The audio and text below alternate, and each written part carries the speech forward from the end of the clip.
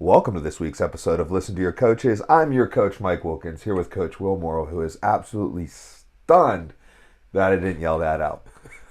Behind the scenes today, back in action, we have a young Max who decided to miss last week's episode. Max, why did you no-show work last week? Poor communication. Poor communication. No, to be fair, we told Max we weren't recording because we had a meeting and we got out of the meeting in time to, get in here and get one done. All right, well, hey, let's not waste any more time. Let's get into it. Will, why don't you speak? All right, so first thing we're going to discuss today is the 170 card that happened over the weekend. It's well documented that we don't love one for a lot of reasons, but I'm not going to lie. Some of the fights this past weekend really made me remember what I loved about one. I'm already bored of one. Yeah, dude. And I was about to say, what made me love it was the striking aspect of it. Okay. Which actually, before we dive into the results, I just saw a post on Instagram today of a strength conditioning coach talking about how one is changing Muay Thai so drastically and how like the technique is changing and everything and how we're losing technique. And I was like, I don't think that's the case. His argument was because it's 4-ounce gloves, a lot of guys, instead of checking a low kick or defending body kicks, will just step in and start hucking, right? Because they think that they can, do more damage with the little gloves and how shelling doesn't work as well. And I was like, I guess it does change the technique a little bit, that people are going to put more of an emphasis on punching because in traditional Muay Thai it just doesn't score. And if you knock someone out in little gloves, it does. But I think that's more apt though. I agree. And it's okay, well, you're now working your way towards the weapons that actually work. And also check this out. I got multiple things to say about this. One, it doesn't mean that you can't check kicks or defend kicks anymore. It just means that someone might choose to not and just step in and punch, and you have to learn to deal with that and become a better kicker. And then additionally, do you know what Thais do? In the stadiums, if they're losing a fight, they start punching hands. because this is the best way to knock someone out. So it's I don't know. I think it's just people who are real attached to the old ways. Yep. Neither here nor there. Those traditionalists. So we're not going to discuss the entire card because we didn't watch the entire card, and also a lot of those fights just aren't really that important. So I think the first one we're going to discuss was a grappling match. Yes, with the return, legend. The return of the legend, Marcelo Garcia. Marcelo Garcia came back out of retirement. He was retired prior to, but he recently went through a battle of stomach cancer, I believe stage 3, and was able to thankfully was able to overcome that and overcome it enough to come back and compete. Yeah. I was recently listening to an episode of the Simple Man podcast, and they had Johnny Grippo on as a guest. And Johnny is a black belt under Marcelo Garcia. And he talks about it was Marcelo's second day back training after, recovering from cancer. And he was Johnny's he's a 3-time world champ himself. Right. And he's how hard should I go? Right, or whatever. yeah. And so he decided he was going to start off slow and flowy, and he quickly realized, I need to go. Yeah. Right. So yeah, just otherworldly. Marcelo, he fought another legend, Imanari. So I'm less familiar with Imanari, right? I've seen him compete a little bit in one, but what's his backstory? Well, did he fight in Pride, or was that Dream that he fought in? What was his primary? I Max, want to can say you look Pride, up and but now I'm leaning towards Dream. Yeah, I almost think Ryzen a little bit as well. Could have been. I'm not sure. They're all owned by the same people, right? I don't know that. Okay, gotcha. He competed in both. Competed in both. Oh, he's old school. But I'm sure most people are aware of an Imanari roll, right? The going from your feet, kind of almost back rolling to a hook to work yourself into a leg entanglement straight from the feet. Well, guess who that's named after, right? You know what I mean? So kind of let you know, it was a legend versus a legend match.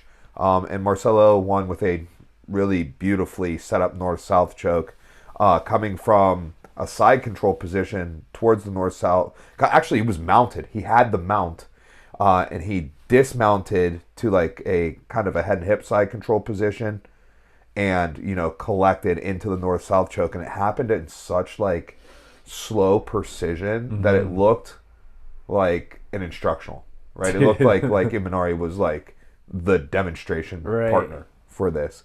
And then after the match, Marcelo, wants to get back in there. Called out Shinya Aoki, which I think is another fantastic a great one. match. Yeah, they're kind of aren't they similar age? How old's Marcelo? Marcelo's like got to be 50? mid to late 40s, if not maybe 50. I wouldn't know. Yeah, but yeah. I mean, it's a match we want to see, and Marcelo clearly still has it. Dude, that's super sick. I'm so glad he won. Yeah, me too. That's awesome. So we're gonna skip a couple fights. Moving on, Max, can you pull up the card, but don't show any results? If not, that's okay. All right, so here's what we're gonna do, because a lot of times when we're talking about striking, Mike falls asleep, rushes things along. Right? I'm covering my eyes so I don't see. Because Mike is not a striking fan. You can pull it up. Mike's covering his eyes. So what we're gonna do is we're gonna discuss the last 4 or 5 fights from the one card, which are all striking fights. And because Mike hasn't seen them and doesn't even know who won, we're going to show him pictures of the fighters, and he's going to guess who won, and then we can discuss the actual fights themselves. So the first one that he actually knows the result of. So I know one result. So we don't need to hide it and whatever. Go down real quick. I don't know their names. Was it it's the French dude and Joe Nottawa? Exactly. That's the fight I know the result of. There you go. It's the French guy and Joe Nottawa. Okay, and this guy's name is Bampara. Oh God. Am I like Kuyate? Don't look yet. Okay. All right, pull it off now. Pull it off. So we're just gonna use the French model because that's what the chef called him. Mike, you can look now. So that dude beat Joe Nottawa. Now, what's interesting about this is Joe was scheduled to fight Tawanchai, right, for the championship. Yeah. But got hurt and they were like, "Yo, beat it." Yeah. We're going to put you on the same card, you check. Like, what? So then the history of why this fight matters to us is they both fought our boy the chef, right? Joe was, I want to say, his first fight and won. And did he go Joe, then Eddie? I think it was Joe, Eddie, this dude, and then his last fight. That sound right?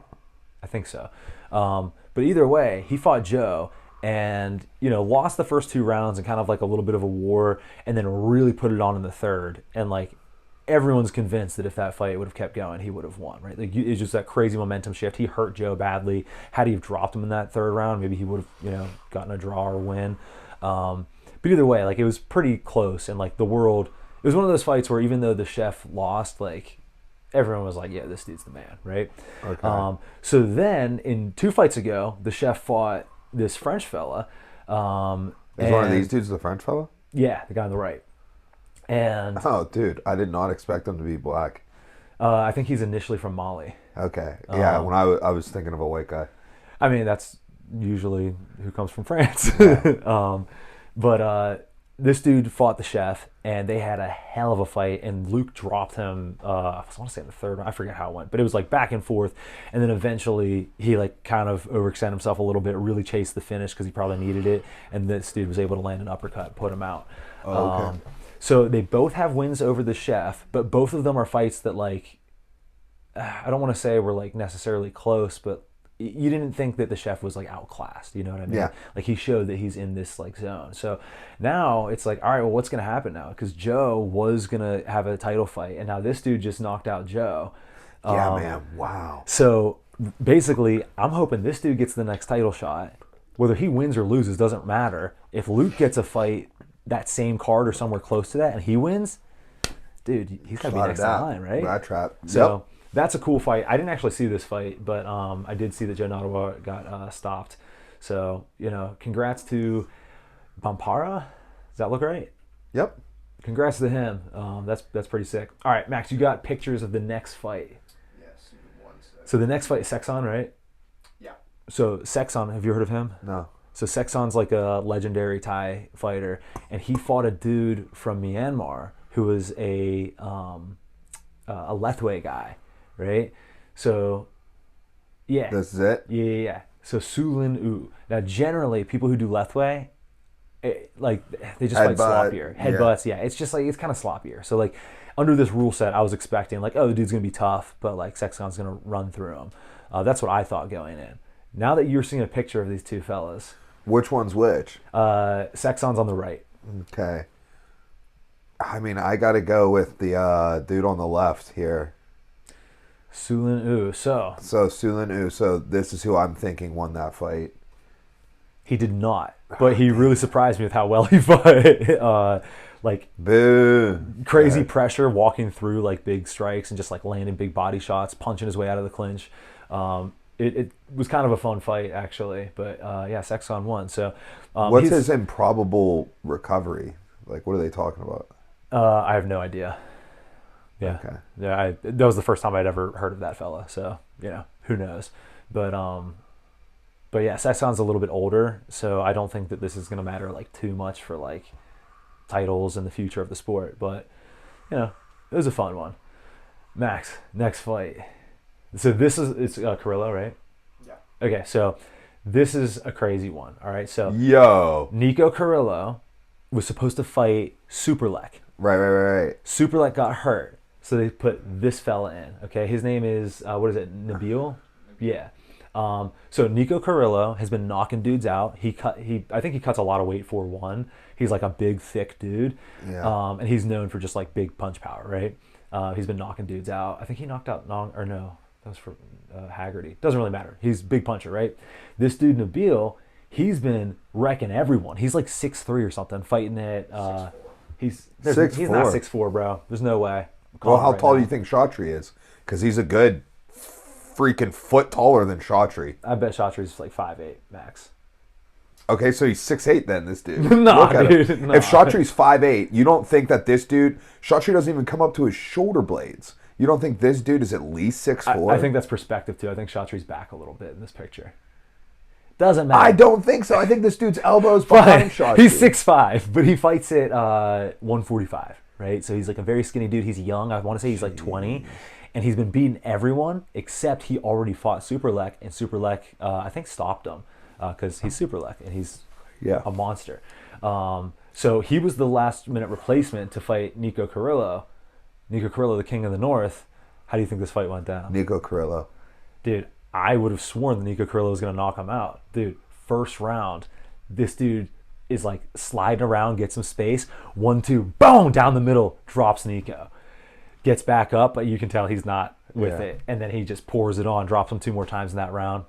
TKO victory. Damn. Dude, it was so incredible. You can't believe how skinny this kid is. I mean, I can. He's making a hydrated 145 at 6'5". Yeah, dude, it's shocking. So like now they got to do the rematch. He's obviously gotten better because he's so young. You know what I mean? So like this is actually kind Where's of he from? I don't know. Max, you got any information on Nabil? 1 sec. I want to say he's where do they do a lot of their cards? Was that a title Singapore? Yeah, I believe that was a title fight. What was it? That would have been Muay Thai. He's French-born, but his ethnicity is Thai-Algerian. Oh, interesting. very cool. Okay, so Thai, Algerian, French dude. So yeah, that was for a title. I don't know if that was for an interim title or if they stripped Superlek, or I don't know how that happened. But either way, that's how that fight went down. It was surprising. I couldn't believe he dropped Nico like that. It was pretty sick. So this is interesting because he's not like a Diesel Noy type. Like you'd expect him to just clinch dudes and just wreck them, and with I'd knees. expect him to fight at a range using that length, but I thought Diesel Noy was like the exception of using his length like to clinch. No. A lot of tall guys do like to clinch. Well, has anybody been as tall as Diesel Noy until this dude? No. That's what I'm saying. Yeah. Like they're like the two like giants. Right. Yeah. Exactly. Yeah. Which, by the way, I just saw a clip of Chef talking about Diesel Noy, and he's like, "Oh, he was like 6'4" or something." I met Diesel Noy. He's not even as tall as me, Okay. and I'm 6'2". So, anyways, yeah, that was a cool fight. Max, you want to give us the next one?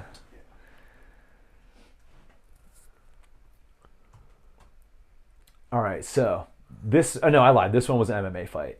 Have you seen this kid fight before? Fabricio Andrade. No. So he trains at Tiger. I know he's fought in like either kickboxing or Muay Thai for them as well, but he also fights MMA. He's the one who broke John Lineker's cup.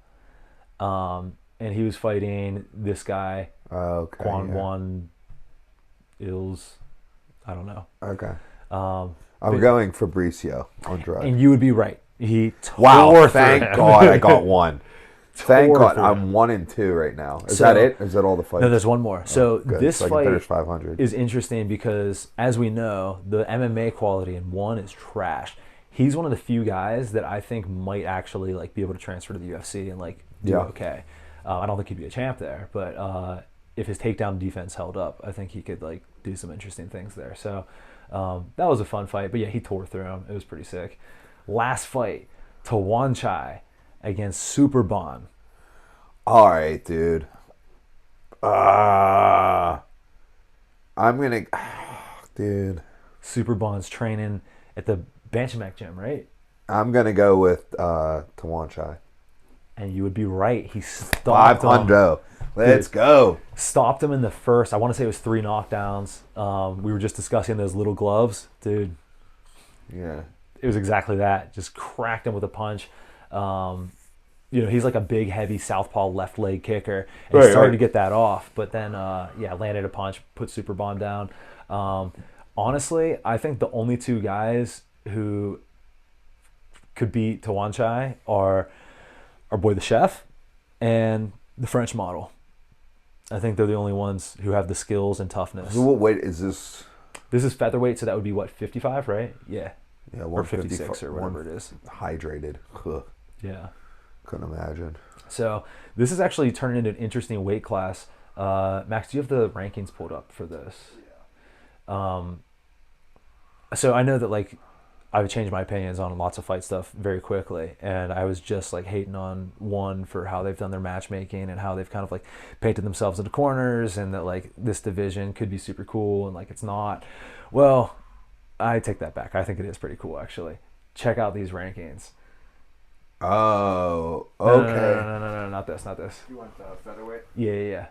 Featherweight Muay Thai. Yeah, dude. Okay, so we've got Tawanchai, Super Bon, Joe Nottawa, and I don't know if these have been updated. Sidichai, Bompara, and then the chef. Yeah. Dude, you're the matchmaker. What do you do? Oh my God. Well, fuck. Joe Nottawa just got pieced. Mm-hmm. So And Super Bon just got pieced up. what's up with your boy? Sidichai? Yeah. Sidichai's solid. I don't know. When did he fight last? That I don't know. So assuming that you're staying in the Muay Thai and you're not like pulling like a crossover fight or a different weight class, so you're staying in this division, I mean, I would say either Sidichai or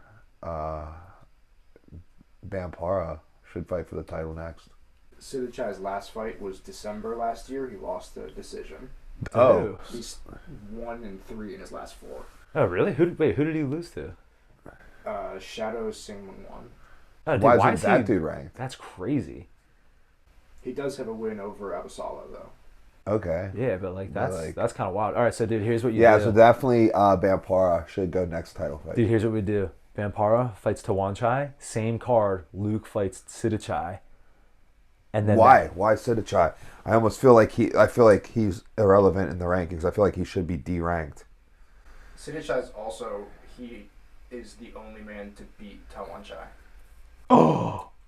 Interesting. Yeah, okay, you go Luke versus Sidichai. Uh-huh. That way, if Luke wins, it makes sense. If Sidichai wins, then the fact that Tawanchai can avenge the loss makes sense. Plus, And then you go if Vampara. Vampara wins and Luke wins, then you get that rematch. Yeah. That's good. That's Dude. what I do. That's how I matchmake that off of the little bit of the division I understand. Dude, I think that's solid.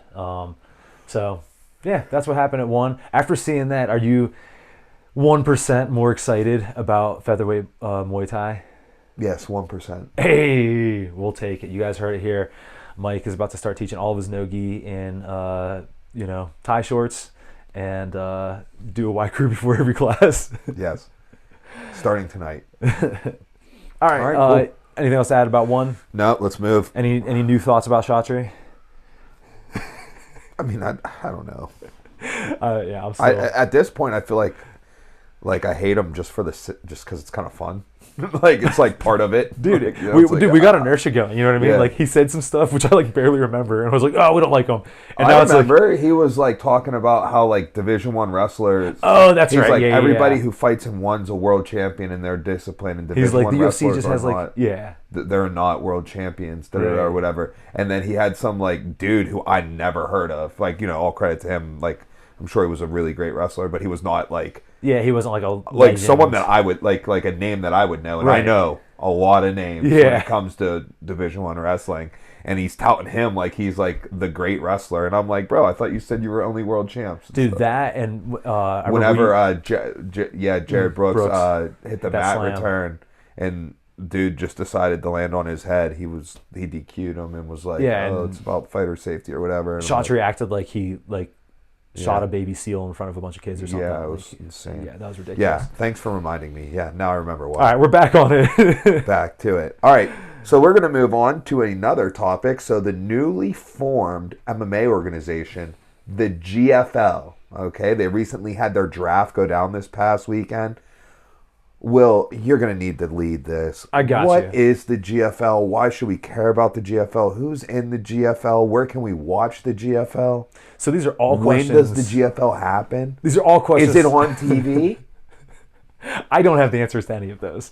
That's kind of why I brought this up, because like 2-3 weeks ago, I had no idea this was even like a thing, and now it's like snuck into like Instagram, and I'm like, oh my god, like who are all these people they're signing? You know what I mean? So my understanding is they are doing like a team style setup, and they're going to run a tournament and then have a 4-team like playoff type of deal, right?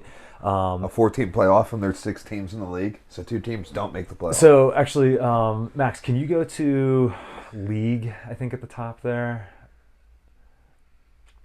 Yeah, there we go. Okay, here we So go. This is Oh, how, yep. So it is exactly as we said. There's a 6-team, it doesn't say team, it says 6-city regular season. So they're running it kind of like the way that what was it, the IFL Yeah. did, where they have like, they're like, oh, this is the Abu Dhabi whoever, and this is And the then, like the New York Pitbulls. Exactly. That was Henzo's team in the right. IFL. So yeah, so that's how they're running it. Now, real quick, can you just go to their About Us? This is the part I thought was interesting. So their mission, it says, what's the important part? This isn't the stats I was looking for. Real quick, can you go to home? So you know how the UFC is, there it is, okay. So you know how the UFC gets hated on for paying their fighters such a low percentage of Yes. their Yes. revenue compared to other sports organizations. They're saying they're going to share 50% of their event revenue with the athletes, prioritizing health, wellness, and retirement. They said that they're going to start some sort of retirement-based thing so that they can like take care of people when they're retired. So mission statement wise, that's awesome. I love it. Pay the fighters more, take care of them when they're retired. But one, I don't know how that's going to happen. And two, I don't love that they're just getting like all these old dudes from the UFC who probably shouldn't be fighting, taking more head damage, and then just throwing them back in. You know what I mean? And again, we're getting into all kinds of like philosophical stuff here. Like, should the fighters still be able to fight even when like it's probably not in their best interest to? Yes, for sure. Should they be like independent contractors? Should they like unionize? Should they be going to leagues like this? Like, there's a lot of different aspects to it, but what are your initial thoughts on the GFL? I don't have any. I mean, I'm interested. My initial thoughts is intrigue. I want to know more about it. I want to see it play out, and I want to see what they can do. Let's pull up the teams real quick. And So London, Dubai, Sao Paulo. I know there's New York, Miami, Los Angeles, and New York. so what's interesting is the coaches on certain teams. I think the Dubai coaches were like, why isn't this showing us anything? Dudes who don't live in Dubai. Yeah. So I don't know like how they're going to actually run this. I don't know if the teams are actually going to train together. I'm sure they're not. Yeah, they're just going to train with like their regular teams and then just show up. But I don't even know how they're doing it structurally. You know what I mean? Like if they're just doing like one guy from each team fights one guy from the other team. A dual meet. I did see the point system. The points are you get 4 points for a win by finish. You get 3 points for a win by decision, 2 points for a draw, 1 point for a loss by decision and 0 points for a loss by finish. Okay. That reminds me, that's got some freestyle wrestling feel to it. Yeah. So it's interesting. I'm like you said, I don't really have any like thoughts on it other than I like what they're standing for, and I like that it's new and interesting. We're gonna get to see some old stars, but yeah, I don't know if it's gonna like work out. Real quick, let's just take a look at the team, see some of the like prevalent names in it, and then we can see what's going on. I saw Tyron Woodley. I saw Chris Weidman, which is crazy because I Yeah. literally just watched him retire. Right. They did this whole thing. Me and Katie were watching it. It was like, what was it for? It was on the UFC. I think it was like around like the weigh-in show for UFC 311 potentially, and like they like zoomed in his like on camera like his wife and kids and his parents and Ray Longo and like some teammates, and like it was like real emotional. Yeah. And, like people were crying, and all of a sudden he's back. Dude, yeah, that's exactly my thoughts because I saw the same clip and I was like, yo. Also, isn't he like 43 or something? Like, Well, and you he know, suffered some rough. I would say he's. I couldn't imagine him being 43. Well, either way, he's. I on would the say he's older probably end of things. 40. 40. Okay, there you go. Yeah, I was gonna say he's a couple years older than me. I'm just, so the reason I can kind of like latch on to his age is like he was like graduated like college like '08. Okay. You know. Yeah. And I'm like, okay, well if he was '08 with a red shirt, 5 years in college, I would have been 10 with a red. So he's 2 years older than me. Yeah. I don't know how I feel. There about goes the team, him. or there goes the fighters. I mean, Yeah, this is some of them. There's a ton of them. this is just Team Dubai. Todd Duffy, nuts. Ronnie Marks, Oh, dude, they Luke must Rockhold, look. Tyron Woodley. They got 2 guys at every weight class, so maybe they run a card and one of those guys fights one of the guys from the other team, and then they run another card like a month or 2 after that, and then the other guy fights. Or I don't know how it's gonna work, but dude, Derek Brunson, Tyron Woodley, Rockhold, Todd Duffy. I forgot about him. He was training out at CSA for a while. Aspen Ladd, Ray Borg, Uriah Faber. Wait, Aspen Ladd, isn't she still signed? No, she would have been. Where'd she go? She went from the UFC to Bellator. Oh, Now okay. Bellator's gone. So yeah, Interesting. Ray Borg, Uriah Faber, Chad Mendez, Tyler Diamond, Dude, I don't want to see Faber fight anymore. Tony Ferguson, Sage Northcutt's interesting. Lorenzo Larkin, Sage Northcutt. Damn, this team is nails. Frank Mir. Bro, I just saw Frank Mir at Nogi Worlds walking with a cane. Dude, Frank Mir and Andrei Arlovsky should not be fighting anymore. Hold on, dude. He was literally walking through the convention center with a cane. His daughter won Nogi Worlds, Bella Mir. She won Nogi Worlds, blue belt, middleweight. And I saw Frank Mir there. I was walking from the convention center back to the Westgate, and he was doing the reverse. And he was, Warren and I, and he was walking with a cane. Dude, I have seen like clips of him on podcasts and stuff, and he just looks old. And like he's had some nasty knockouts towards the end of his career. Like I don't want to see him fight anymore. That's crazy. Arlovsky, I don't know. Arlovsky could probably still fight until he's like 70 and just kind of be the same dude. Man, just keep scrolling down, man. Which is interesting. They're on the same team too, because like Yeah. didn't they fight each other like 12 times? I'm sure Gegard Mousasi, Brett Johns, Julia Budd. Oh, they got Mousasi? That's interesting. Oh, Ilar Latifi. That's who Yeah. Dempsey UFC debuted against. Gustafsson, I feel like, is probably. Oh, Alexander washed. Gustafsson. Yeah. Jeez Louise. See, but that's the thing is like some of these Paige dudes. Van Zant, Kat Zingano, So like Mousasi, for example, I don't think he's washed. I think he still has something left. Eric in Sheldon, the tank. Marlon Moraes, Charles Rosa, Dude, Gleison Tebow, Anthony welterweight. Pettis, Jeremy Stevens. Jeremy Stevens just beat Eddie Alvarez. Yeah, bare knuckle. Saturday night. Dude, what's up with these contracts? Like, is it? I've seen a lot of like, Gleison different Tebow. reports that people like were getting signed and then they were like, no, I'm not. I'm still under contract. And then apparently there was like one guy that GFL signed that was serving like 12 years for murder. Interesting. It's very scuffed. Oh, dude, this is Oh, sketchy. wow. I like Keep it. scrolling down. I like it. This is old school fight, dude. Yoel Romero, Yeah. JDS. JDS. You think JDS is washed? Rafael Oh. Sunsao, Julio Arce, Henan Barao, Wow. Patricky I feel Pitbull, Douglas Lima, he's good. Oh yeah, he is good. Oh, Antonio Dude, Carlos Jr. Shogun, come on, Shogun, man. Fabricio Verdum, get out of here. Shogun, boy. please don't fight ever again. Jimmy Rivera, Lance Palmer. I'm surprised Lance Palmer. Holly Holm also just had her retirement from Holly the UFC. Holm. Yeah, but no, hers we was knew like, that. Yeah, she was. Neiman Gracie, Dylan Dennis, Jimmy Rivera, Philip Halls, Chris Weidman. Lance Palmer. Wow. Wait, Fabricio Verdum on 2 teams? Yeah, dude. I thought Fabricio he was like, Verdum on New York. Scroll up on New York, and look at that. He's on Sao Paulo and New York. dude. I saw a thing where I thought That's he was crazy. like a manager or a coach for one of the teams too. Whatever. Well, the GFL seems pretty crazy. I don't know. I guess we'll find out more about it as it unfolds. Yeah, dude. This is weird. Yeah, this is tricky. Do you think this is going to turn into a, as you would say, a Ponzi scheme? I do. It's just going to be a big cash I do grab. think it's going to be a Ponzi scheme. They'll get a bunch of investors and then be like, "Oh, we can't actually put on a show." I'd like to see how they run this Ponzi scheme. I've spent a lot of time It'd be more thinking of about a how I can run a Ponzi. it'd be more of a fire festival type of deal. Yeah. So, yo, hold on. I gotta give this quick aside. Michael call me sometimes and be like, "Yo, dude, got this idea. Check it out. This is a Ponzi scheme." And then you'll like line something up for me, and I'll be like, "Yeah, dude, that's by definition not a Ponzi scheme." You're like, "Yeah, dude, yeah." I like how it sounds like Ponzi scheme. Yeah, Like sounds funny. But yeah, I'll come up with like some good ideas, and I just call them Ponzi schemes. They're not. I know what a Ponzi scheme is. Right. But like they're not Ponzi schemes. But like I like to say Ponzi.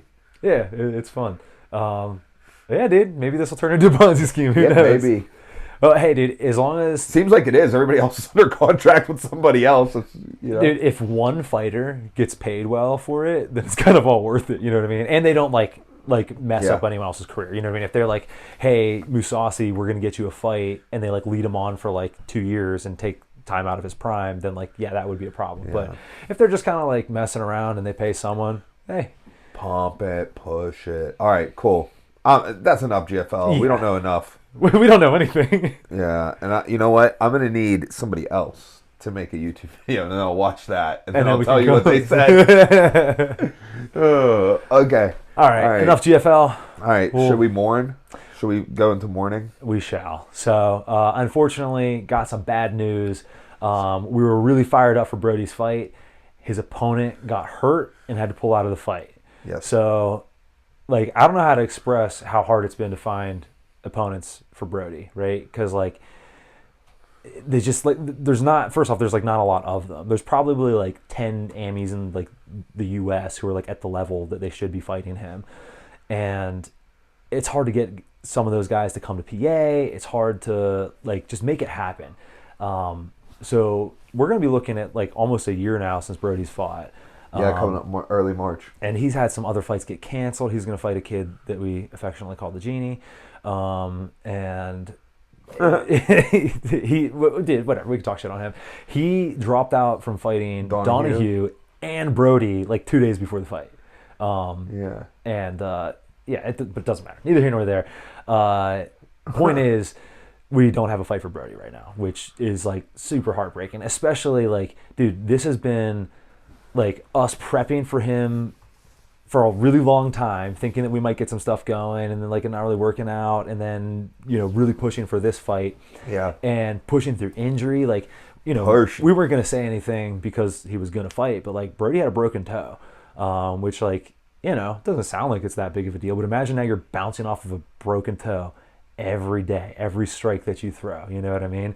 Like, that makes training a lot harder, and Brody pushed through it. And, like, just, like, the mental ups and downs of, like, prepping to fight this dude who is not just the champion of K4, but also a world champion and, like, someone worth Brody fighting. You know what I mean? And, yeah, dude, it's just heartbreaking. So what's the move? Man. What's the GP? So potentially we could set up a rematch with this kid. You know, if he's like, that's the idea. If you can get that done, I would say you would want my advice on things, or what do you want? Yeah. What you got? Can you get that rematch done within the next? Can you get it done, say by April? Potentially. I don't know. We got to talk with the promoter, talk to the other team, see what's up. But I love this fight. You know what I mean? So if we can salvage it, even if it just pushes it down, you know. Yeah, push it down. I'd say make attempts to salvage if you can salvage within a reasonable time frame. What is a reasonable time frame? That's for you and Brody to discuss. But I would say from the view from the circle that I'm in, which is like a little bit on the outside of your guys' circle there, you can handle 3 months. You can handle 3 months.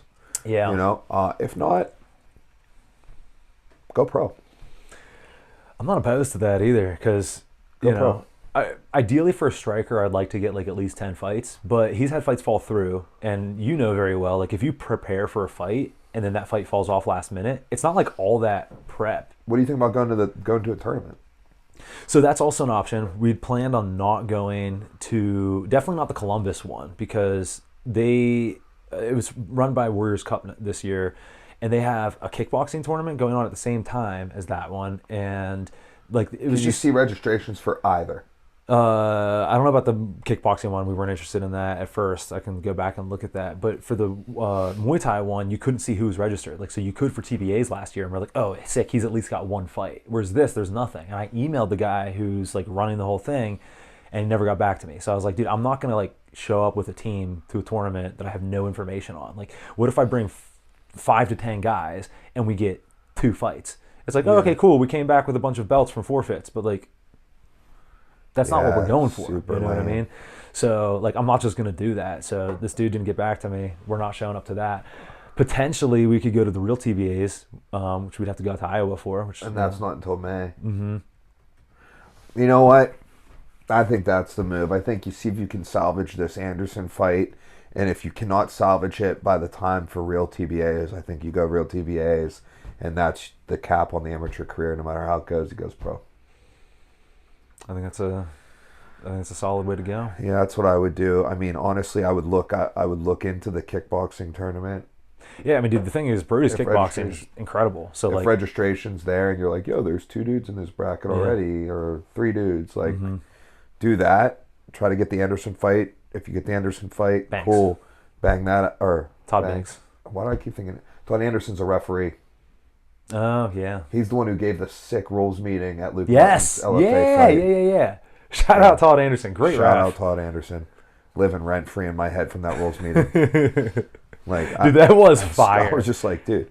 I was like, you know, like Chip puts on an entertaining rules meeting, right? Mm-hmm. But I've been in hundreds. Yeah. You know, Todd Anderson, he was saying some shit that I was like, huh. I was like, oh, okay, I get it. Never thought of it that way before. Yeah, never thought of it that way. Yeah. So that was cool. But yeah. Yeah, no. Yeah, you gotta get this kid moving. You know what? You know what he should do. I mean, you know what the real answer is. I know what you're gonna say. The real answer is he should transition over to MMA. I'll get him a fight. Dude, you know what's crazy is with no training, there's a handful of guys that he smokes easy. I know. With no training. I know. Dude, Brody in 4-ounce gloves. I think Brody could beat me in an MMA fight right now. I think Brody could beat me in any fight right now. I'm just like, yeah, dude. Why doesn't Brody just switch to MMA? Dude, he's a striker. Thinks grappling's icky. I mean, you know. All right, cool. All right, are you done being sad? I'm not done being sad, but we're done with this part of the podcast. All right, we're done with Brody. Brody, we're done with you. Figure it out, huh? All right, let's move on. So, speaking of fights that haven't fallen through, we have 3 fighters still fighting this weekend for the 247 Fighting Championships. We have a Muay Thai fighter and 2 MMA fighters. Why don't you tell me a little bit about our Muay Thai fighter? All right, so we've got Nick Alvarado headed into his 2nd fight. You know, you might have forgotten about Nick's first fight, but it was quite the spectacle. No, I might have not forgot about it. I got in trouble. I stormed the ring. I jumped up on the ring. Why did you jump up on the ring, Mike? Dude, he Sparta kicked this kid out of the ring in the head. He knocked this kid out. Poor kid, first off. I feel bad because, you know, somebody's always on the other side. For what it's worth, I tried to catch the kid's head. And, like, the rope got him, so it was fine. But, like I had him. Yeah, so it's like, honestly, Nick should have retired.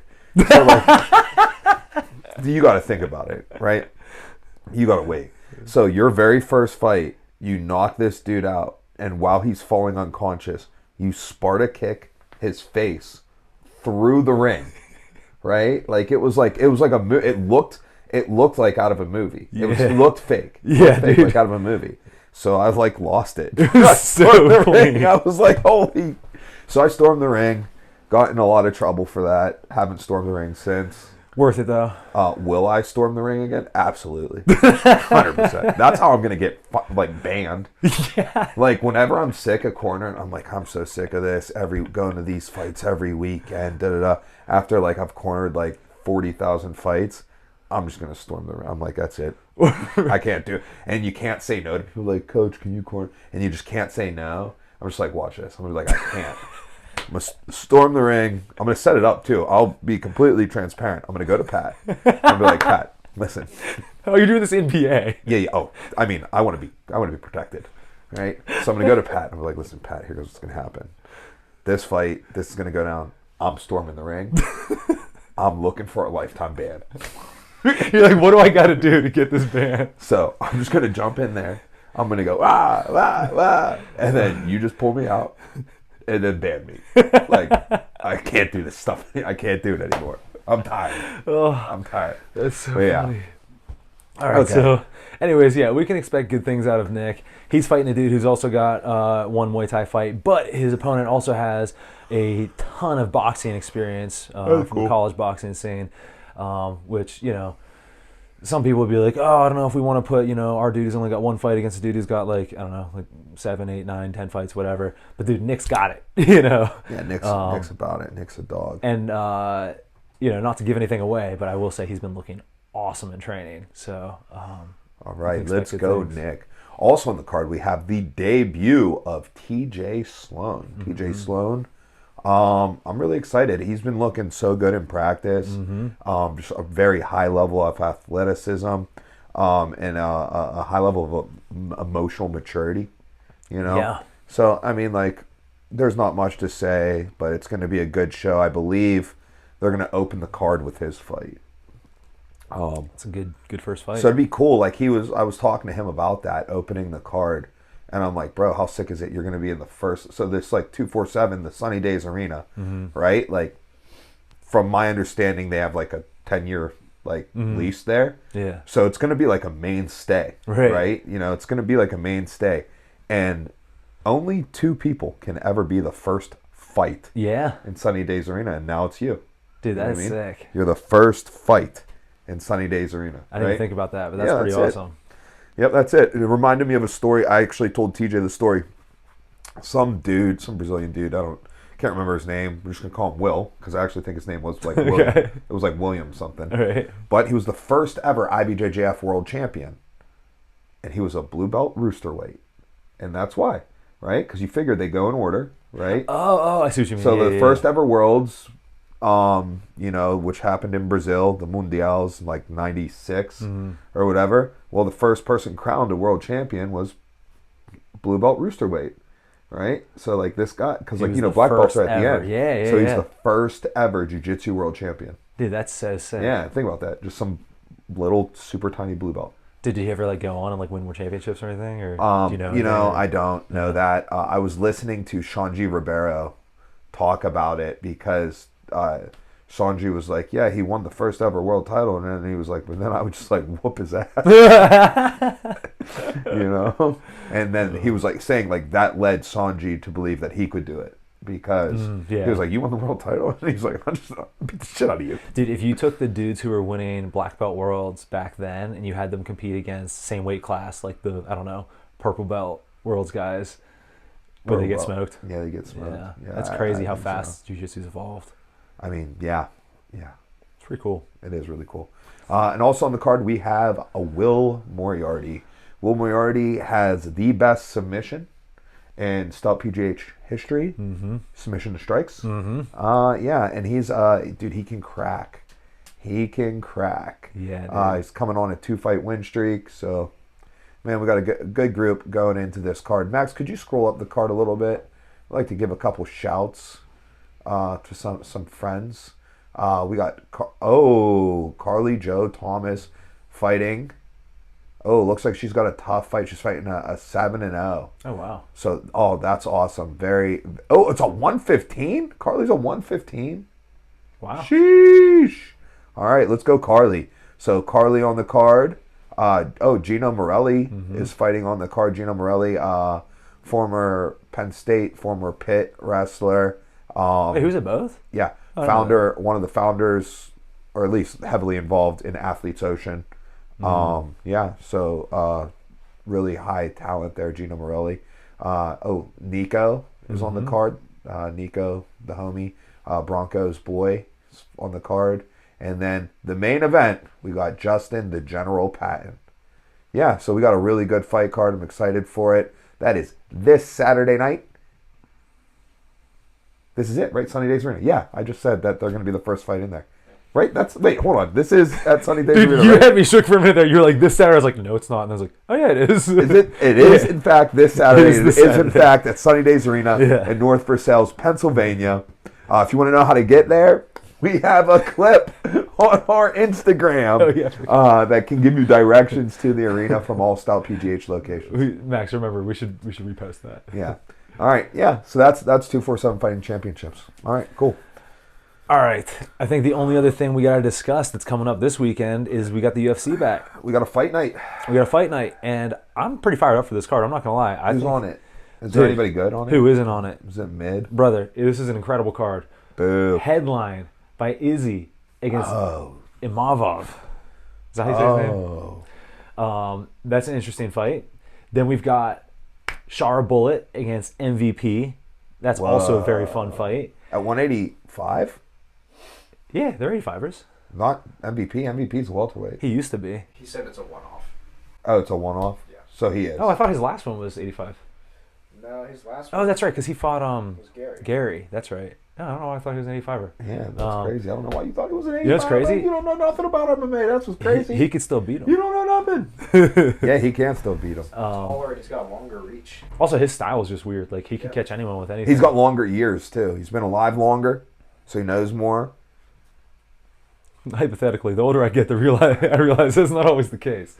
Then we've got, decent heavyweights. Versus... Yeah, these are decent heavyweights. Dude, I was thinking about that the other day, actually, when I was looking at this card. Nice zoom. And I was like... Nice zoom, Max. I was like, Go ahead. I've been hating on That was heavyweights smooth. so hard that sometimes I forget there is that little pocket of dudes who are like, oh, they're actually like, they're good fighters. They're good fighters, and they're competitive within their realm. They're just such a... So the problem is you got, like, in my opinion, you got John Jones Island, right? And that's tier 1. Okay. And then right below him, you got Tom Aspinall Island, tier 2, right? Like, no one's messing with either of them. Yeah. Right? And then below then, you got another tier of probably like 3 or 4 dudes. Yeah. And then, like, you know what I mean? But there's like so many gaps. So that's the thing is I thought that third tier was way smaller than it actually is. I think it's actually probably closer to like 6, maybe 7 guys. Maybe.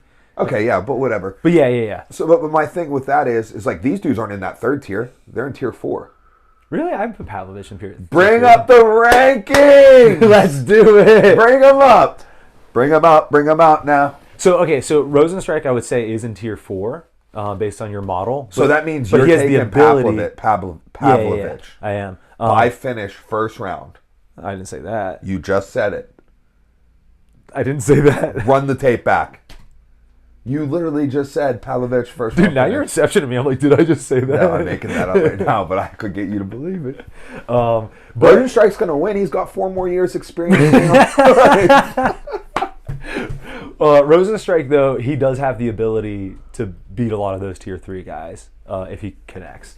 Let's do this. So my favorite podcast, it's a wrestling podcast, and for D1 wrestling, they call it Tears for Fears. Okay. In which they go to a weight class and they put them in tiers, right? They're like, all right, like for example, like it'd be like back in the day, like Jason Wolf Island, right? They're like, there's no shot, like 100% guarantee he's winning, right? No shot, right? And then you'd be like, oh, okay, but 2, 3, and 4, they can all kind of beat each other, right? So they would be the next tier, but like 5 could never beat 2, 3, or 4, so 5 to like whatever would be the next tier or whatever. And occasionally you'd have like little islands. You'd have like.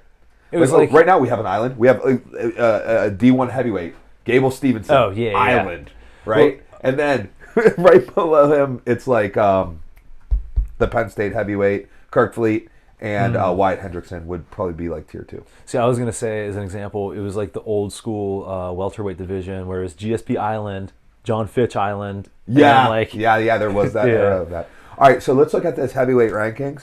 Okay, so we got John Jones Island. I personally think that Tom Aspinall could be on that island, but we don't know. Well, that's what I'm saying, though. So, like, here goes the thing. Like, it's so for you. Here goes you and Max. You and Max, you're gonna get together. You're gonna rub elbows. You're gonna. All right, John Jones and Tom Aspinall together because Tom Aspinall can beat John Jones. Hypothetically, I don't know. Somebody here with a brain says John Jones Island, then Tom Aspinall Island. So you guys have John Jones and Tom Aspinall in tier 1. Spot the lie. Yeah, I would. Yeah. All right, cool. So then tier 2, you would have Cyril Gahn, Volkov, obviously are in the same tier. Yes. Did they not just have that barn burner fight? Yeah. They're definitely in the same level. Yeah, right? So, like, there's no way you can separate them. Max, hold on. Wait. Max is making faces. This could be good. Max is making faces. Separate Volkov and Gahn. Tell me why they're not in the same tier. Volkov and Gahn? Yeah. No. I'm not separating them. Oh, okay. He was making some faces that would have led you to believe he was. No, that was different. Which, by the way, I'm tripling down. Gahn won that fight. Oh God. Yeah, he did. Okay. And it reflects on his record. So I would say Volkov, Pavlovich. I would put Blades in the same place. Yeah, Blades in there and Almeida in there. I haven't seen enough of his fighting. You don't think Almeida's in there with? Oh, you know what? You would put Pavlovich in with Gahn and Volkov? I think so. Yeah. Hey, you know what? 1, 2, 3. You're right. Okay, you guys are right. You guys have Pavlovich in tier 2. I have him in tier 3. Yeah. Okay.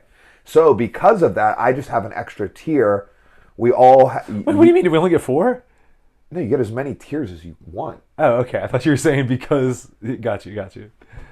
No. Okay. Like I thought you were limiting it to 4, and you said that like we used up our 1, and then you used up 1 and 2. You know what I'm saying? No, I'm just saying. Right. I think there's no earth in which Tom Aspinall beats John Jones. Gotcha. Therefore, John Jones is on an island. I also don't think anybody in the division can beat Tom Aspinall. Yeah. So I think he's on an island. Yeah. Right? So they're completely separate tiers. So you know what's funny about this? And then now we're getting into some groupings. Right, yeah, exactly. It was funny about it though is like you're so adamant that Jones is on his island, and I'm like, he could be. I don't think so, but he could be. And Max thinks John Jones might be tier 3. If Aspinall beats him though, I'm gonna comb through all of these episodes and just find all the times you were like, Jones is untouchable. I accept these terms. Right on. Okay, so back to the tiers. And if John Jones finishes Tom Aspinall, you both owe me collectively. You can figure out the percentage or whatever. Okay. 10 grand. Okay. Deal? And if Aspinall wins, you can make a clip of me saying Jones. Okay, deal. You didn't say it had to be what currency, so No, I didn't. We've got you. All right, cool. Thanks. Shook on our behalf. Yeah. Yeah, it's cool. We'll pay him in like fucking pesos or something. Yeah, dude, it's gonna be chill. It's chill. Don't worry about it. Okay, so back to your tiers. So you got Island of John, Island of Tom, and then who's on your next island? So in order for there to be an island, there'd be it's only one a person. grouping. Got you. So the next tier would be Gahn, Volkov. Are you putting them alone? Honestly, so here goes the thing: you don't have to like go in the order of the rankings. Like I could, for example, I could think it's Gahn, Volkov, and Blades in tier. In the dude, next for tier. sure. Like, dude, and then I could put Pavlovich back a tier. If I'm I'm not doing that, but I'm saying that is all. If you guys wanted to, that is fine. Like you don't have to go by the rankings. right? Like if I'm being honest with myself, we're gonna put Derek Lewis on his own island, ahead of everyone because he's the man. It might be a different type of island, but he's on his own island. Yeah. So okay, for example, someone who could potentially be on a higher tier. I think Tai Tuivasa is better than. I knew you were going to say that. Which sucks because I don't think he's actually that good. I like him, but I would say he's better. Well, you know what? Maybe this isn't a good example. I was going to say Tybura or Spivak, but I'm not actually sure about that. All right. Max, did he fight either of them? Who cares? Who cares? Submitted by at least one of them. There you go. I'm wrong about that. Who? Derek Lewis? No, Tai Tuivasa. Yeah. Who did Derek Lewis get submitted by? Who hasn't he got submitted by? Wait, Derek Max. Lewis? We will not accept this kind of disrespect. Wait a second. Derek Lewis gets submitted? Yeah, Max, what are you talking about? got- Jiu-Jitsu doesn't work on He him. got submitted by Sergey Spivak. Nah, that's... Derek Lewis did? Yeah. Nah, I don't believe that. To what? Arm triangle. I don't believe it. To Lucas. Yeah. Okay. Nah, dude, he's been on that Craig Jones game. He just stands up. And Tai Tuivasa. Why are we doing this again? I don't know. We're talking about heavyweights, tiers. Tuivasa got submitted by Tavara. Okay. Guys, I just remembered that I don't man. care. All right, Let's I go take back it to the card. Everyone after the island I just mentioned kind of isn't that good. Yeah. Oh, yeah. You were trying to give these guys flowers. I thought that third tier was better or was larger than I thought, but now that we're actually looking at it, it's not. Okay. All right. Hey, we tried. Heavyweights, we tried. You know what it really came down to? It came down to Pavlovich. He's the only one that I left off. Pavlovich is better than I had thought like a week ago. Yeah. Other than that, they all suck. All right. Max, Can we go back to the... Yeah. do you like Sergey Pavlovich? I do. What do you like about him the most? So, His traps. I like his style. Like, his style of, like... I break this down. I tell people there's, like... In my mind, there's, like, 3 types of knockout power. You have guys Okay. like Derek Lewis, who their knockout power is based on, like, forward momentum. It's everything has... Like, he's not going to stand... He's, like, not going to knock you out with a check hook. Okay. At, like, these higher levels, right? Yeah. His knockout power is, like, going forward, and it's overhands and flying knees coming forward, right? Right, yeah. Then you have knockout power that's like Gaethje, where he can be just kind of standing there bouncy and pop off, and it's going to suck. Yeah. The third type, I think, is the most uncommon, which is like power by accuracy. This is guys like Anderson Pavlovich, Silva. like Anderson Silva, and it's like they put volume on you, and it's like they have like one punch KO power, but a lot of their knockouts are like 4, 5, 6 punches that all land. So hold on, you Giannis just is another one. You just said 2 Ilya different things, Tapora. though. You said volume and accuracy, and they're kind of different. Because you have, like... So, for example, you have someone like Anderson Silva, right? Who- Okay, no, I think what he's saying, though, is like Nick Diaz. That's is what I was like gonna say. a knockout by volume. Exactly, but exactly. he's very different from a sniper like Anderson. I don't think. Of, But like he's saying, like these knockouts by accuracy, it's just like it's like ping, ping, ping, ping, right? Whereas like Nick Diaz is just like hundreds and hundreds of just like wearing down your down. bar. When I think of the Diaz brothers, I don't think of knockout power, but they have knockouts because they're just like volume. Pavlovich is a guy where it's like he's hitting you with like 90% power, but every single punch is landing. And it's like you see, like when you look at like Tuivasa's face after they fought, they had like a 1.5-minute fight, and Tuivasa's face is just in pieces. So you're saying Everything is landing. I love that. he's more of a like what they would call in Muay Thai, Muay for more. That's what you mean? I know what that Okay. means. Yeah. Yeah, well, that's super It means common the term, we all technicians, know. Mike. He's got like Soviet style boxing, which I really like. 'Cause Yeah. He'll do a lot of like that weird like corkscrew kind of Yeah. jab type thing. It's Yeah. not like a hook. Right. He'll go like rear hand and then lead hand, and it just kind of slides through the guard, and you see guys get hit with it, and they're like, "What the hell was that?" Yeah. I like that style a lot. Yeah, I I very like much that. agree with that. I can get into that. All right, cool. Okay, hey Max, guess what you just did? You made me excited about this fight. Hey. I think this is a great fight. I was probably gonna skip this fight. I like this fight. I'm All right, cool. I'm excited Good job, for it Max. too. That's what you're here for. All Let's right, keep looking move through on. the card. Oh, So wait a second. Unrelated, but there is a Wait, are you sure? Nurmagomedov. They're same area but different families. but are they in the same Is camp? Nurmagomedov like Smith? No. Smith, Jones. Like, Yeah. oh, it's a very common name over there. You got Oliveira right there too. Oh my goodness, Nurmagomedov versus Oliveira. Yeah, dude. That's wild. I don't know too much about these guys. I did think that Saeed Nurmagomedov. Oh, they're Bantams. I thought that he was in that same camp, but You know what? We need a Nurmagomedov. I hope Saeed wins, and then we can get a Nurmagomedov versus Nurmagomedov fight. oh yeah, that'd be kind of cool. Umar versus Saeed. That'd be sick. That's interesting. All right, what else we got? Do you think they would fight each other? Maybe. This fight, I heard a... So this fight is Ikram. I think it's possible that this fight is off. Muniz might have some passport issues. Andre Muniz. some passport issues. They didn't want to let him out of the favela. This would have been a closed stance southpaw and southpaw. Dude, look at the odds violence on fight. that. The odds on it. Oh, he was a dog. Dude. A plus 425 dog via ESPN bet. Minus 650. All right, move it. Yeah, I don't know. You guys were gassing me up about this card, and so far. Well, so I think that some of those fights have the potential to be good fights, even if we're not like super familiar with them. The next guy who Terrence McKinney. I was about to say Terrence McKinney, he's guaranteed to be fun. Like that's going to be a fun fight. He's going to go forward. He's going to be super aggressive. He's either going to knock this dude out or get knocked out. Yeah, you think so? I do. Click on the odds. Fight odds. Max, you know anything about this dude from Denmark? The fight to go okay. So for the fight to end in the first half. Oh wow. This fight, it's running at a minus 240 to finish under a round and a half. That means like they're sure someone's getting knocked out. Is that the last prelim fight or no? I believe this is the last. Dude, I like this. Hold on a second. Go down. Go down to that odds. So what we're seeing on the McKinney versus Hadzovic fight is that if you think the fight is going to make it past 2 minutes and 30 seconds of the second round, that money's coming back at a plus 175. That means if you bet $10, you're going to win a $17.50 profit. Now let me ask you this. Have you watched Terrence McKinney fight before? No. I think that those odds are pretty accurate, dude. I am taking the over in that. Bro, you might want to watch some of You his want to know what first. I already took? I already took Alex Pereira over Ankalaev. Did you know that Pereira is the underdog right now?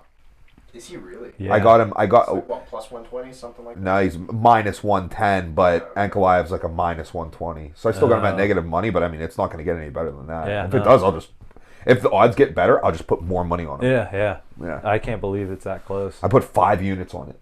Although I need to stop like talking about my predictions about MMA because I've been pretty off on some of these. I've been entirely accurate. Which actually at the end of this we should go over what our rankings are and what we need to do to once we put our picks in. Yeah. Keep going down. Let's see if we know anyone else. I don't think I know anyone else. Yeah. Jasmine. Jasdavicius. I Myra Silva. do remember watching her fight and thinking she was actually pretty good. Yeah, I do too. That's an interesting fight then. What do we got? Scroll. Faster. So these That's are, it. Meh. Okay. This is a fun one. This is cool. So the fight on now I'm sure that's an early prelim. It's gonna be yeah. That's early prelim. So the fight of the early prelim is going to be Mike Davis versus Faraz Zaim. That is a lightweight fight. We'll see 2 close stance fighters go after it. The odds are pretty close. Davis a minus 140 favorite. Zaim coming back at a plus 120. Dude, 6 foot and 6'1". This should be interesting. That's a damn. I mean, lie. that's a tender 6 foot, but still, That's a tender 6 foot. You know, some tall, hopefully striking. We'll get to see out of this. Yeah. Max, you got any, anything to preview on this? I mean, I'm just interested in this fight. Zaim is coming off he murdered Favola with a knee. Oh, is that guy? Oh, that dude looked awesome. Yeah. Oh, I can't see his face that well, but now I can see his face in my head. Yeah, that's a very fun fight. Okay. All right, so that's the fight of the early prelims. Scroll us up to the prelims. The fight is the McKinney fight on the early prelims. No.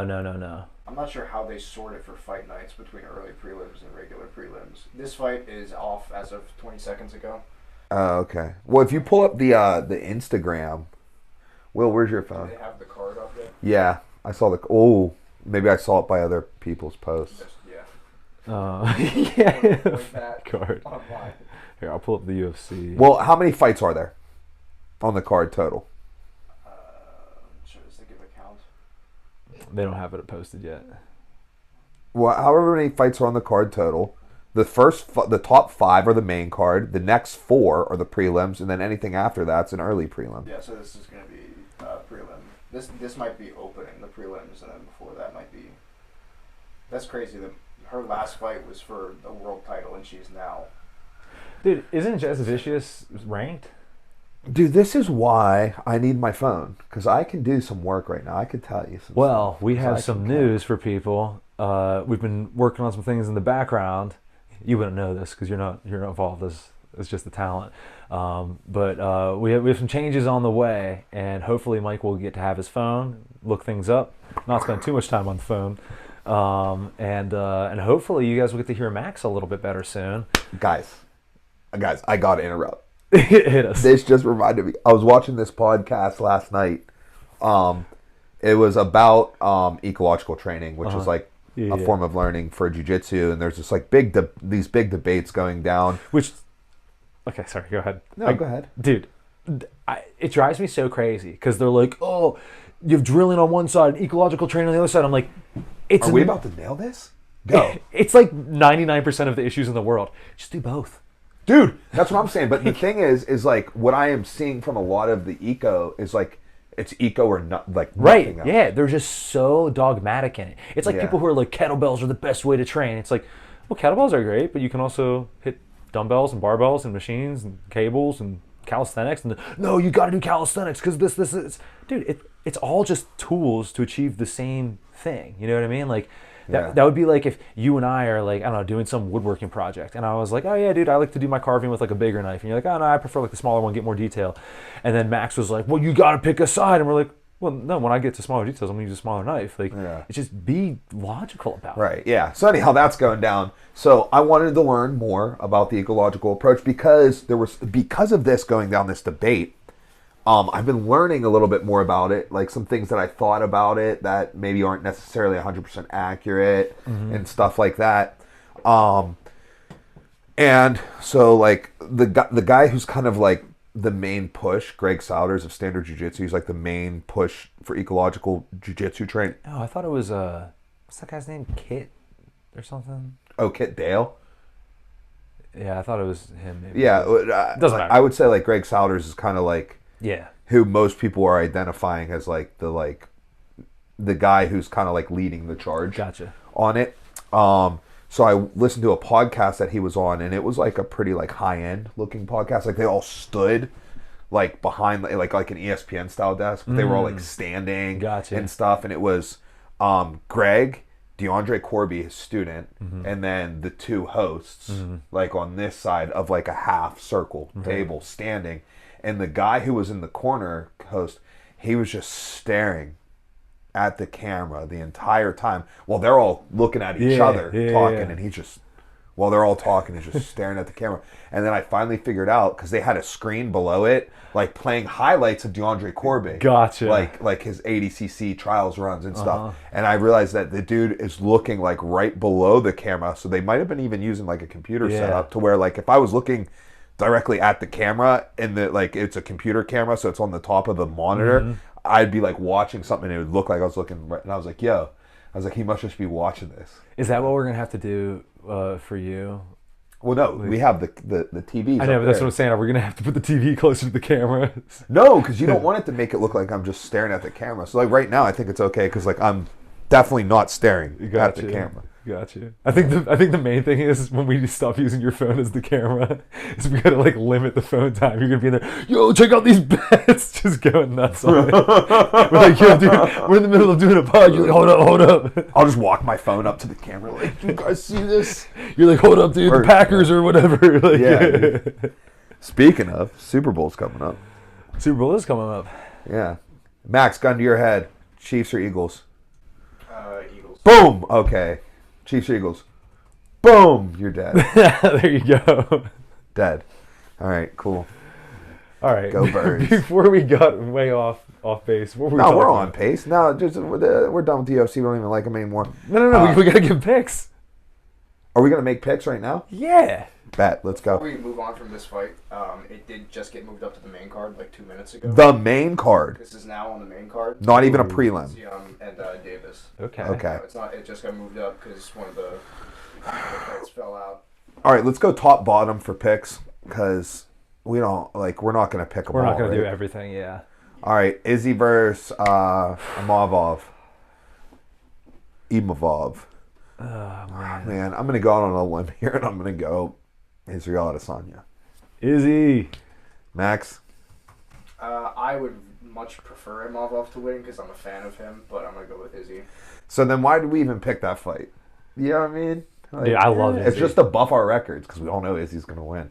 All right, bump me down. Shara Bullet versus MVP. Scroll down a little bit, Max. That's a hard one. Scroll down a little bit. Because my brain says Shara, but my heart says MVP. I'm going Shara Bullet. I do think he's going to win. You know what? Okay. Just so Mike and I can be different, and maybe we could rack up some points, and then that way I get to root for the guy I want to win. I'm going to go MVP. I'm also going MVP. Wow, nice. I like it. Max, for what it's worth, I think it might have been a foolish decision, but I Sergey Pavlovich versus Jairzinho Rosenstrike. I am taking Pavlovich. I'm taking Pavlovich. Me too. Because here's the thing. Even if Pavlovich does start losing on the feet, he can take him down. Yep. And Rosenstrike can't do the same. All right. Bum. Where are we looking at here? What fight are we on? Oh, Nurmagomedov versus Vinicius. This was not the one that you said was... No, this one's on. Okay. Dude, give me Nurmagomedov. It's pretty hard to go against someone whose last name is Nurmagomedov. Even though they both had pretty dicey fights this past 2 weeks. Yeah. Did you see the Nurmagomedov versus Paul Hughes fight? I did not. I heard about it. I didn't watch all of it. I heard. Dude, it was on HBO. Was it? It was on Max, which is now HBO. Max, do you get it for free? With your name being Max? Oh, yeah. No, but I illegally stream it because I'm a criminal. Was that a PFL title fight? No, it was a Bellator title fight. So, how does that work? Well, there's no PFL champions, so there's that. Oh. So they're just going to keep calling the champions Bellator champs? I don't know what they're going to do. I don't know if now the Bellator belt goes away and he's just the last ever Bellator champ. I would assume that's how it goes. Mm-hmm. Yeah, that's how I would assume because the PFL, correct me if I'm wrong, is still doing PFL stuff, right? Tournament. I think so. They're finishing in a tournament, right? I believe so. So there is no champ who holds the belt, right? The belt gets awarded at the end of the tournament every year. The same as if you win the world championships in wrestling, you don't have to defend your gold medal, right? That gold medal's yours forever. Yeah. And then next year somebody else wins it or you win it again. Now, do you think that they're going to do what Pride did where they would have their champ but then they'd also have a Grand Prix and that would count towards it? No, I don't. Because don't you remember, was it Krokop who knocked out Wanderlei, but Wanderlei was still the champ? Yeah, because it was in the tournament. Yeah, no, because then the only way to win the title is in the tournament. Okay. You know what I mean? And then they do a regular season. Yeah, I think PFL should stick with that. It's what kind of makes them unique. I think they should lean into it more and push it better. I disagree. I don't think it's working, man. Because before this, did you really pay attention to the PFL at all? Yes, actually, before this, I very much so paid attention to the PFL. Interesting. Okay. Yeah, I very much watched it, especially because of the regular season and tournament format. Interesting. Okay. Yeah. And I mean, I knew a bunch of people in it. Neiman Gracie. That's fair. Was in it. Or not Neiman Gracie. Jeez. Yeah, I can see his face. Gosh. Henzo guy. Yeah. What's his... Oh, man. Dude. It's a Gracie, right? No, it's not. Oh, then I'm not thinking of the right guy. No. Oh, he would train at the Edge as well. Wow. Whatever. Neither here nor there. Neither here nor there. Last but question Lance about Palmer PFL. was a two-time champ. Bubba Jenkins was in it. Yeah, it was Did they use a scoring system similar to what we saw with the GFL? Yeah, so the PFL, what they did was during the regular season, you were awarded points, and the highest point scorers made it to the postseason. So you would have 2 regular season fights, all right? If you won your fight, you got 3 points. If you finished the fight in the 3rd round, you got 4 points. If you finished it in the 2nd round, you got 5 points. If you finished it in the 1st round, you got 6 points. Gotcha. Right? The way it worked, in the first couple seasons, the top 8, there was 12 per weight class. The top 8 made the playoffs, right? So basically, as long as you won, there was no way that you could win both of your fights and not make the playoffs. Then they switched it to a 4-man playoff instead of a 8-man playoff. Therefore, you could win both your fights and not make it. Which I didn't like because you could have the defending champ still go undefeated and not make the playoffs because he Right. did not get a finish. And you know what I mean? Yeah, it's a little screwy. It's a little That's screwy kind of with like it. what I think Rajon Rim World Series was doing points, but I don't like know how it mattered because like if you won, you moved on. I don't know. Neither here nor there. Neither here nor there. So did we all give our picks on it? Max, did you? No, he didn't. Max didn't give his pick. What's your On pick for? I'm Nurmagomedov. taking Nurmagomedov as well. Taking Oliveira. Oh, okay. Okay, cool. I didn't know you liked being wrong. Scroll down. So I believe the next this is canceled. Okay. I don't think you guys are interested in any of these. Not interested. Not interested. Terrence McKinney, that's the next one. Terrence McKinney. Oh man, I'm taking McKinney, and I'm taking. I'm also taking McKinney. You know why? Why? Because I still don't believe that Western Europeans can wrestle. But I don't think Terrence McKinney's going to use his wrestling either, so who knows? Watch this dude come out and just take him down immediately and just control him. So this dude has a 0.78 takedown average, while McKinney has a 3.45. Okay. And yeah.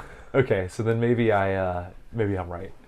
Okay, scroll down, Max. We need the next fight. Well, no, Max, who you got? McKinney. I'm gonna go with McKinney, but it's All right. when Yeah. he gets finished. Or Right, yeah, finishes. exactly. I'll go Mike Davis. I'm not. I'm going to take, how do you say his name? Is it Ziam? Faraz yeah. Zayam. Okay, I'm taking him. I'm taking Mike Davis. Let's go, Max. Scroll down. Mike Davis, his only 2 losses. He's what 11 and 2. His only 2 losses were to Sadiq Youssef on the region or on the Contender Series, and then a short notice UFC debut against Gilbert Burns. Oh. So he's got a pretty solid record. All right. That is pretty solid, but I like that guy's fighting style. Now, Max, I need some answers. Silva, she fought for a title? Yeah. At what weight? Women's bantamweight. Bantamweight. Yeah. Who'd she fight? She fought Raquel. Raquel Pennington? Yeah. Yeah. If I remember correctly, that wasn't a good fight. I'm going to take Jazz Vicious because I do remember a fight she had that I saw where I was like impressed. I was like, oh, she looks good. All right, Max, who you taking? I'm taking Justice Vicious. Well, you know what? I want her to win, so I'm taking her as well. That way, if I'm wrong, we're all wrong, so it doesn't matter. All right, that's it. No more fight picks. Right? There's nothing else on this card. Scroll down. Dude, we got it that first. Are you kidding me? That first one's a great fight. Tell me anybody they've fought in the past. I'm kidding, dude. I don't. It's a heavyweight fight. It's unranked heavyweights, bro. This is probably not going to be particularly good. One's 5-0, the other's 11-4. Dude, okay, if you were like 6'2"-ish and naturally walked around at like, I don't know, 210. So like you're like, okay, I should be a middleweight. I'm going up. Wouldn't you just go up and be like, I just have such a faster road to the UFC? Yeah, so I'm just going to get Because you can get to 5-0 by beating Jared a bunch Cannonier, bro. of... Yeah, dude. Again, once you're in the Get UFC... in and then be like, all right, I'm going down. Yeah, you're like, hey, guess what, guys? Hey, guys, I'm a middleweight now. Well, Now that I'm signed to a 4-fight deal. that's actually not a bad strategy. If you have the right body type for it. Because it's probably way easier. Also, but you might get up there and you might be like, yo, it's just easier forever here. Yeah. Until you get to John Jones. And you're like, never mind. Yeah, I'm a until you hit an middleweight. island. Yeah. But actually, if you think about it, it'd be way easier to get ranked too. So like, Yeah. if you're killing it, might as well stay up there. Might as well. All right. Okay, let's move on. So, do you want to go to our current fight picks of the year? Like, how many cards did we pick this year? Just There's only been There's only been 2. Yeah. Yeah. All right. How are we looking, Max? As of right now, we all stand at 5-6. Oh God. Oh, you guys. This week though, we did have more fights picked, and we have more like variation in our picks. Here goes what I would like to say. This might be better said off camera, but dudes, plan better. You know, just be a little better. If we're 5-6, we don't do this segment until we get our record better.